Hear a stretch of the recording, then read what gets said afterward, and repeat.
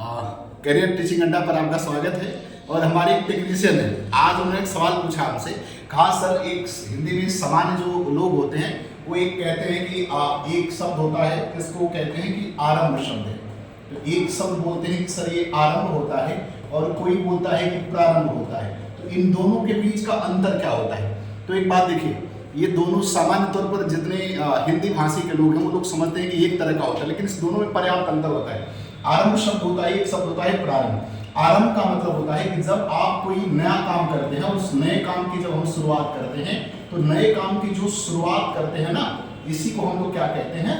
आरंभ कहते हैं। ये आरंभ एकदम जैसे आप कहते हैं ना कि आप भोजन आरंभ करिए, आप खाना आरंभ करिए, तो यह आरंभ होता है। लेकिन अगर मान लीजिए कि कोई काम आपने शुरू किया और उसको बीच में उस काम आपका रुक गया, जैसे मान लीजिए कि आप घर बनवा रहे हैं और घर बनते बनते आधे रास्ते में रुक गया और कुछ दिन बाद फिर जब आप शुरू करेंगे तो उसको आरंभ नहीं कहेंगे, उसको हम क्या कहेंगे? उसको हम कहते हैं प्रारंभ कहते हैं। तो इन दोनों में बेसिक अंतर यही होता है। अंग्रेजी में आप समझना चाहें तो इसको कह सकते हैं स्टार्ट और इसको कह सकते हैं रीस्टार्ट।